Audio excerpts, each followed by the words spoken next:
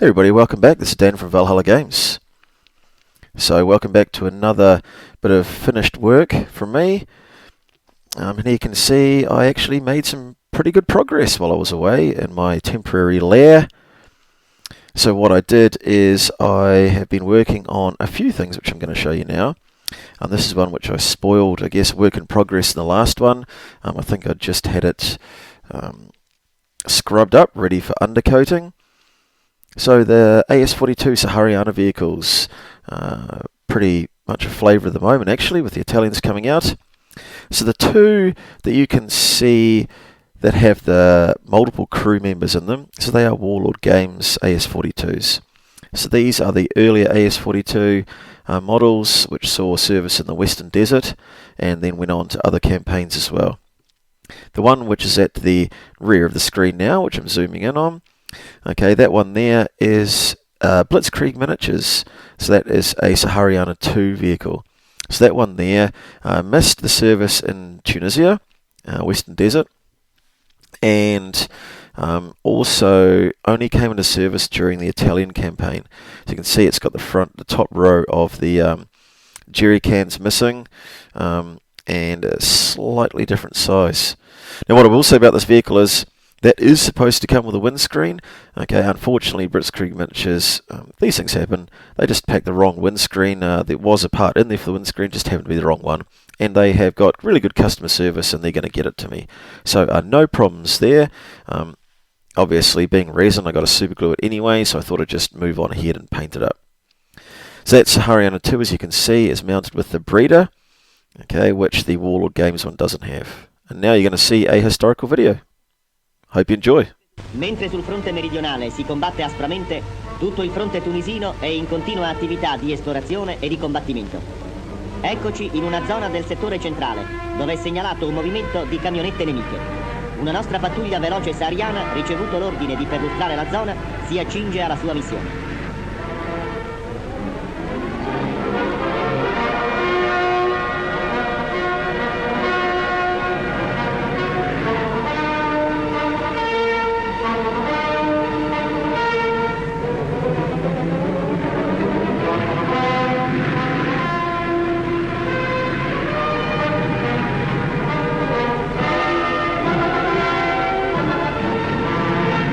La pattuglia è giunta nella zona segnalata.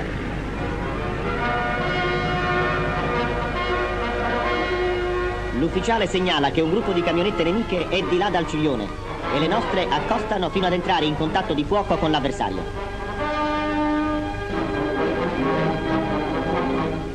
Duello nel deserto. Lungo tutta la linea questi scontri locali sono all'ordine del giorno e mettono a dura prova la combattività, la resistenza e lo spirito di sacrificio del nostro soldato.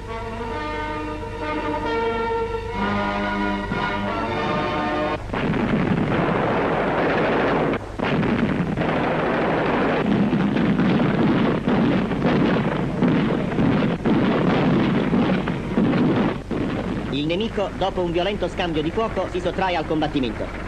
I nostri portano a termine la loro missione.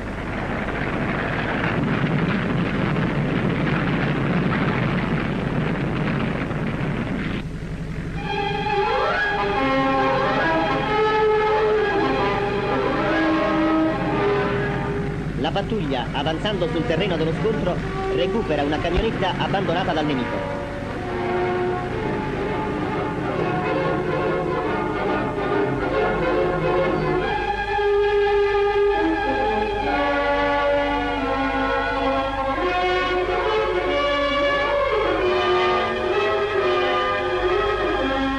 Il veicolo, cambiata una gomma, è ancora in perfetta efficienza.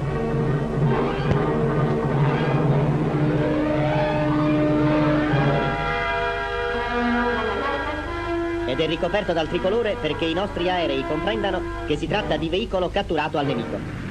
La missione di questi autentici scorridori del deserto è terminata e la pattuglia rientra alla base.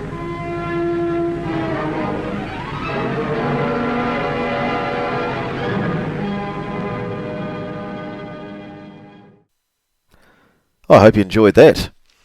Some pretty good historical footage there of the vehicles in action.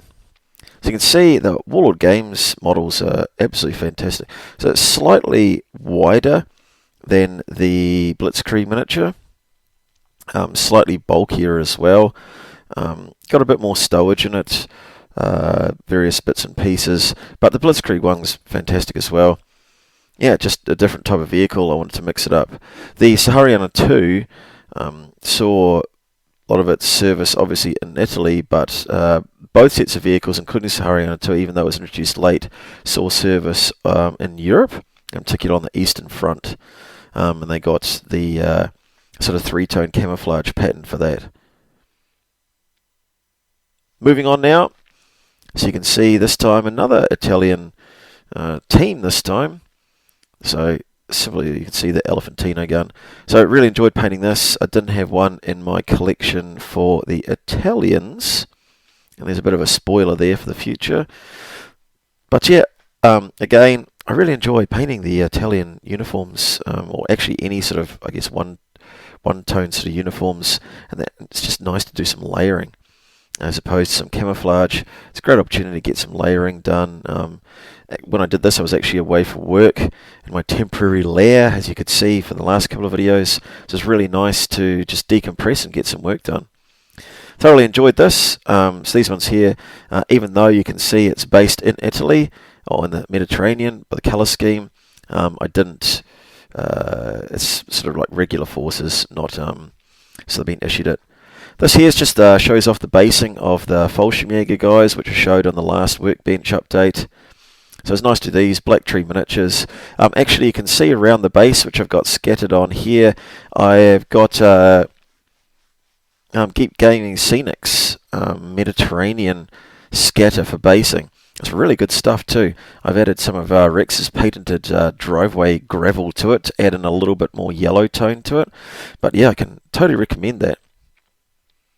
This here is the finished article of the Durham Light Infantry, the first squad and a bit of these guys that I'm doing. So again, Sicily Theatre. There's actually one guy in here which we're going to see as it happened away from my workbench in my lair. He's at the back there now. He's missing his pig sticker bayonet just from a conversion. It's obviously just got knocked off or something. Didn't quite melt the plastic, so excuse me in that, but I'm sure you will, and I hope you enjoy these as much as I did painting them. They're really nice. So Warlord Games, yeah, so just the new kit, British and Canadian Infantry, 43 to 45. However, with Western Desert arms added to them, and then bayonet swaps and just a bit of equipment swaps as well. Making sure that we're authentic for the Sicily Theatre. So yeah, it's nice getting the khaki drill done. And here's the end of the last bunch of British paratroopers, British airborne. So you can see these guys, I've not done the bases, so it's not like I haven't actually just left them unfinished. I've left them like that because I've just taken a deep breath and seeing what sort of basing I need to do on them yet.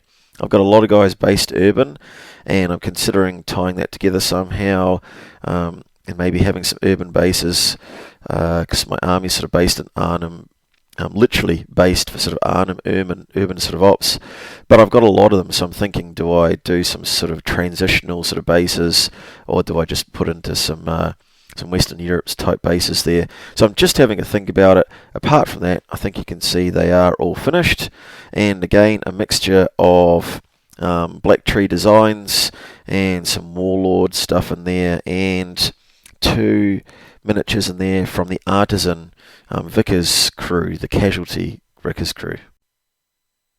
Thanks so guys, hope you enjoyed seeing that as much as I did bringing it to you. It was a long 9 weeks away, it's good to be home, but very nice to get some work done. I will say, as ever, picking up the paintbrushes really helped decompress after a day on some really tough course that I was on. And yeah, I just hope that you enjoyed the results as much as I did bring them to you. So thanks very much, join us again soon.